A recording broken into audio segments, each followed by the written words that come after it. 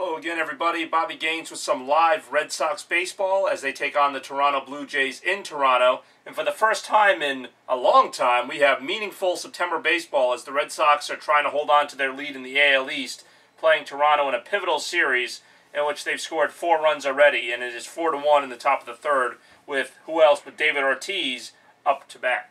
So, like I mentioned, this Red Sox team is a game up in the AL East currently. They lost last night to Toronto, but they won the first game of the series. And really, this team has been a lot of fun to watch, all things considered. I mean, I could sit here and kind of complain about a few losses that should have been wins, and a lot of crazy stuff's happened.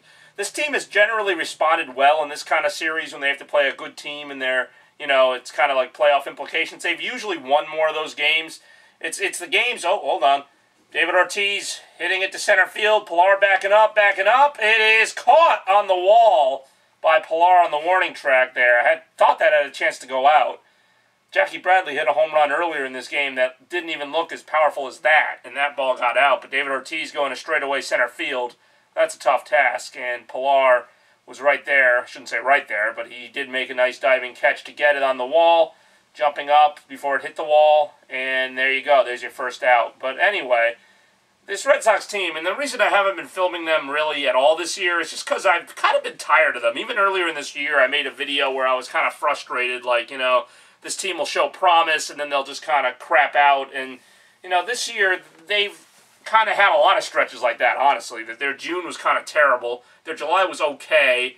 August was a lot better. And so, they find themselves a game up in the AL East, and really no team in the AL East has stepped up to kind of go on a big run. So you're at the point where, you could win this division. The Red Sox could if they just play decently the rest of the season. But we'll see what happens as they have to play a lot of, in fact, all AL East opponents the rest of the way. But, this team is, I don't want to say this team is frustrating, but the Red Sox as a whole have been extremely frustrating over the last 4 or 5 years because you look at this roster, and really, other than bringing up a few prospects, it's like the same roster almost every year. Pedroia, Ortiz, Mookie Betts over the last few years, Bogarts.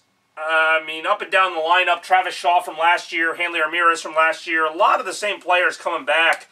And it's like one year they'll just be awful, and the next year they'll be good. Like 2013, a team with decent hitting won the World Series, and then I felt like they had better hitting last year, and they just sucked because they had no pitching. And this year, again, they added David Price, but he wasn't even that good for some of this year. So you look at the end result, and they really shouldn't be this good, but they are. Just like last year, maybe they shouldn't have been that bad, and the year before that, again, they shouldn't have been that bad. But it's just a frustrating team to figure out how they can keep bringing these players back. And Clay Buchholz, of course, is the best example of this. Clay Buchholz has been in the organization since 2007, and it's like, he threw a no-hitter in his second game in the majors. In 2010, had a really good season. In between that, a lot of injuries.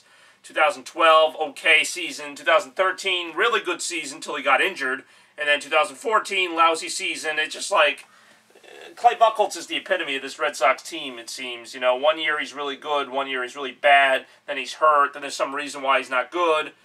And, Hanley Ramirez really turning it around this year. Of course, I wasn't as hard on Hanley Ramirez as some people were.